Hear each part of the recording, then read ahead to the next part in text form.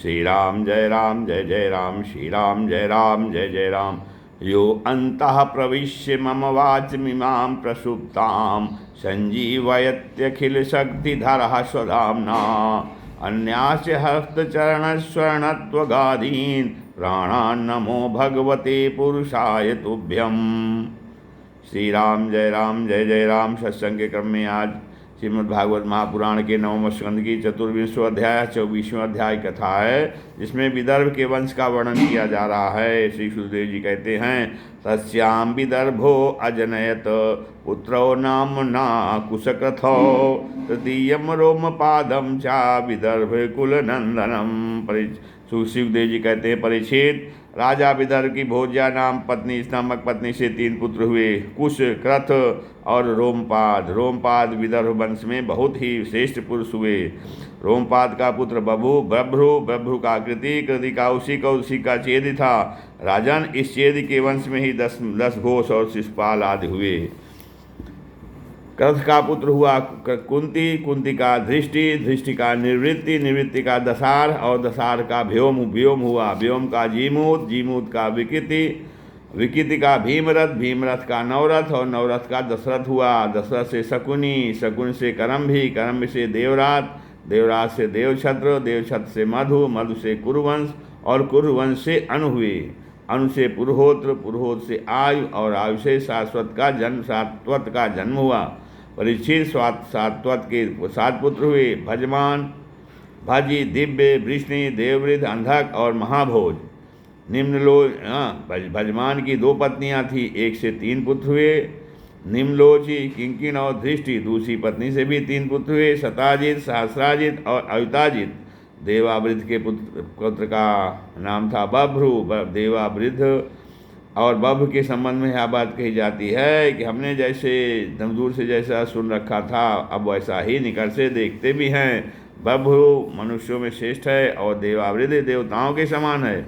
इसका कारण यह है कि बभ्रु और देवावृद्ध से उपदेश लेकर 14,065 मनुष्य परम पद को प्राप्त कर चुके हैं। सात्वत के पुत्रों में महाभोज भी बड़ा धर्मात्मा था, उसी के वंश में भोजवंशी यादव हुए। परीक्षित, विष्णु के 2 पुत्र हुए, सुमित्र और युधाजित।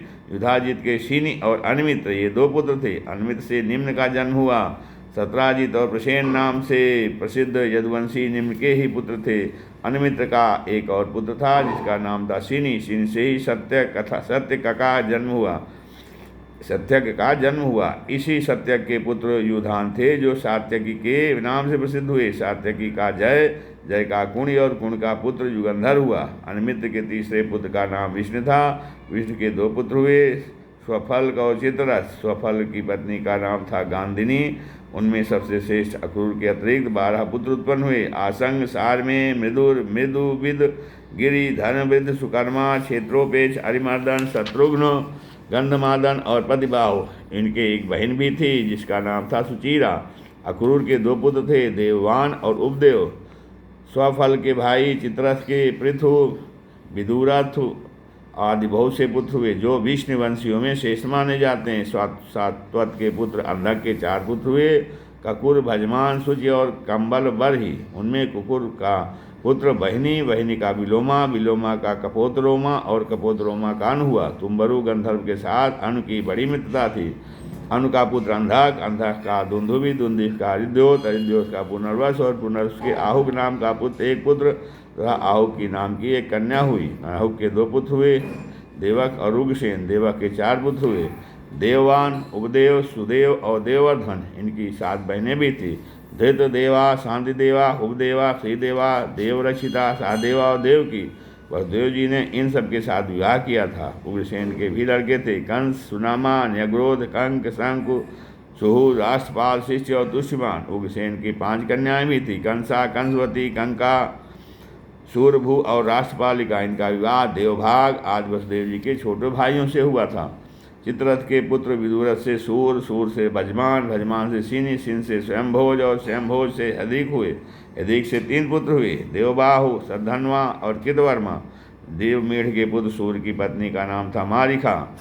उन्होंने उसके गर्भ से 10 निष्पाप पुत्र उत्पन्न किए। तस्याम सज्जनयामासे 10 पुत्रान कलमसान वसुदेवम देवभागम देवेश्रवस मानकम।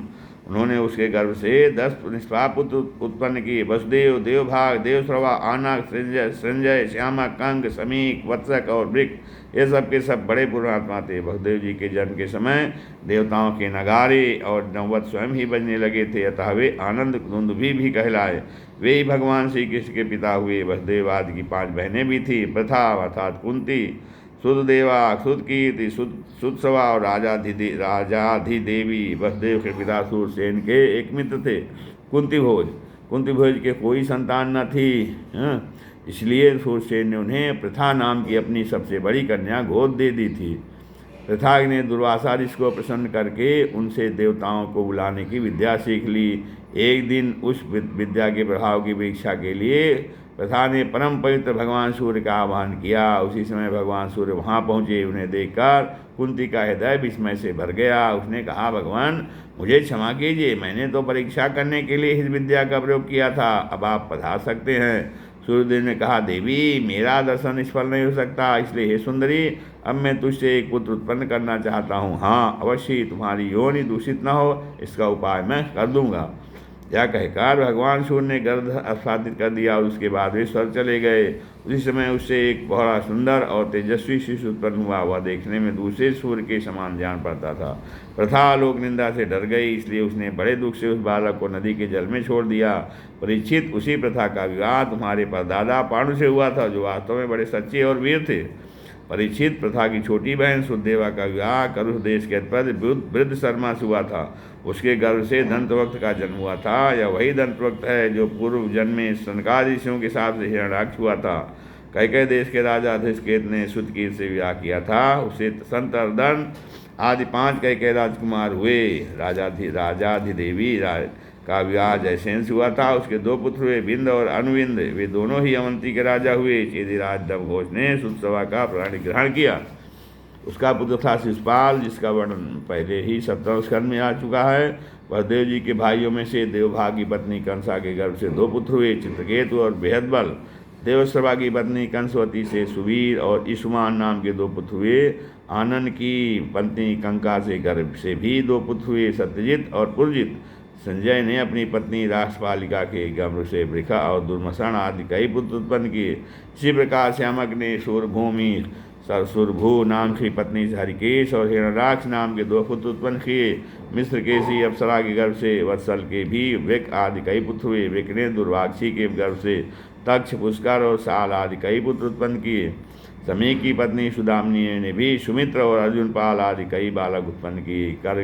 कंक की पत्नी कर्णिका के गर्भ से 2 पुत्र हुए, सिद्धाम और जय। आनंद, दुंदुभी, वसुदेव जी की पौरवी, रोहिणी, भद्रा, मदिरा, रोचना, इला और देवकी आदि बहुत सी पत्नियां थीं। रोहिणी के गर्भ से वसुदेव जी के बलराम, गद, सारण, दूर्मद, विपुल, ध्रुव और कृत आदि पुत्र हुए थे। पौरवी के गर्भ से उनके 12 पुत्र हुए। भूत, सुभद्र, भद्रबाह, दुर्मद और भद्र आदि, नंद, उपनंद, कृतक, सूर आदि मदिरा के गर्भ से उत्पन्न हुए थे। कौशल्या ने एक ही वंश उजागर पुत्र उत्पन्न किया था, उसका नाम था केशी। उसने रोचना से हस्त और हेमांगद आदि तथा इला से रुर्वल का आदि प्रधान यदुवंशी पुत्रों को जन्म दिया। परीक्षित, वसुदेव जी के देवा के गर्भ से विपृष्ट नाम का एक ही पुत्र हुआ और शांति देवा से श्रम और प्रसूत आदि कई पुत्र हुए। उपदेवा के पुत्र कल्पवर्ष आदि 10 राजा हुए और श्रीदेवा के वसु, हंस, सुवंश आदि 6 पुत्र हुए। देवरक्षिता के गर्भ से गद आदि 9 पुत्र हुए तथा जैसे स्वयं धर्म ने 8 वसुओं को उत्पन्न किया था, वैसे ही वसुदेव जी ने सादेवा के गर्भ से पूर्व विश्रुत आदि 8 पुत्र उत्पन्न किए। परम उदार वसुदेव जी ने देवकी के गर्भ से भी 8 पुत्र उत्पन्न किए, जिनमें 7 के नाम हैं कीर्तिमान, सुसेन, भद्रसेन, ऋजु, संवर्धन, भद्र और शेषावतार श्री बलराम जी। उन दोनों के 8वें पुत्र स्वयं श्री भगवान ही थे। परीक्षित, तुम्हारी परम सौभाग्यवती दादी सुभद्रा भी देवकी जी की ही कन्या थी। जब जब संसार में धर्म का ह्रास और पाप की वृद्धि होती है, तब तब सर्वशक्तिमान भगवान श्री हरि अवतार ग्रहण करते हैं। परीक्षित, भगवान सबके दृष्टा और वास्तव में असंग आत्मा ही हैं, इसलिए उनकी आदि स्वरूपणी योग माया के अतिरिक्त उनके जन्म अथवा कर्म का और कोई भी कारण नहीं है। उनकी माया का विलास ही जीव के जन्म, जीवन और मृत्यु का कारण है और उनका अनुग्रह ही माया को अलग करके आत्म स्वरूप को प्राप्त करने वाला है। जब असुरों ने राजाओं का वेश धारण कर लिया और कई अक्षौणी सेना इकट्ठी करके वे सारी पृथ्वी को दौड़ने लगे। तब पृथ्वी का भार उतारने के लिए भगवान मधुसूदन बलराम जी के साथ अवतीर्ण हुए। उन्होंने ऐसी ऐसी लीलाएं की जिनके संबंध में बड़े बड़े देवता मन से अनुमान भी नहीं कर सकते। शरीर से करने की बात ही तो अलग है। पृथ्वी का भार उतरा ही, साथ ही कलयुग में पैदा होने वाले भक्तों पर अनुग्रह करने के लिए भगवान ने ऐसे परम पवित्र यश का विस्तार किया जिसका गान और श्रवण करने से उनके दुख, शोक और अज्ञान सबके सब नष्ट हो जाएंगे। उनका यश क्या है? लोगों को पवित्र करने वाला श्रेष्ठ तीर्थ है। संतों के कानों के लिए तो वह साक्षात अमृत ही है। एक बार भी यदि कान की अंजलियों से उसका आचमन कर लिया जाता है तो कर्म की वासनाएं निर्मूल हो जाती हैं। परीक्षित, भोज, विष्णु, अंधक, मधु, सूरसेन, दसार, कुरु, संजय और पांडुवंशी वीर निरंतर भगवान की लीलाओं की आदरपूर्वक सराहना करते रहते हैं। उनका श्यामल शरीर सर्वांग सुंदर था। उन्होंने उस मनोरम विज्ञा से तथा अपनी प्रेम भरी मुस्कान, मधुर चितवन, प्रसादपूर्ण वचन और पराक्रमपूर्ण लीला के द्वारा सारे मनुष्य लोक को आनंद में सराबोर कर दिया था। भगवान के मुख कमल की शोभा तो निराली ही थी। मकराकृत कुंडलों से उनके कान बड़े कमनीय मालूम पड़ते थे। उनकी आभा से कपोलों का सौंदर्य और भी खिल उठता था। जब वे विलास के साथ हंसते थे तो उनके मुख पर निरंतर रहने वाले आनंद में पानी बाढ़ सी आ जाती। सभी नर नारी अपने नेत्रों के प्यालों से उनके मुख को माधुरी का निरंतर पान करते रहते, परंतु तृप्त नहीं होते। वे उसका रस ले लेकर आनंदित सी तो होते ही, परंतु पल के गिरने से उनके गिराने वाले निमित्त पर खींचते भी। लीला पुरुषोत्तम भगवान अवतीर्ण हुए मथुरा में वसुदेव जी के घर, परंतु वहाँ रहे नहीं। वहाँ से गोकुल में नंद बाबा के घर चले गए। वहाँ अपना प्रयोजन, वो जो ग्वाल, गोपी और गौओं को सुखी करना था, पूरा करके मथुरा लौट आए। ब्रज में, मथुरा में तथा द्वारका में रहकर अनेकों शत्रुओं का संहार किया। बहुत सी स्त्रियों से विवाह करके हजारों पुत्र उत्पन्न किए। साथ ही लोगों में अपने स्वरूप का साक्षात्कार कराने वाली अपनी वाणी रूप स्थितियों की मर्यादा स्थापित करने के लिए अनेक यज्ञों के द्वारा स्वयं अपना ही यजन किया।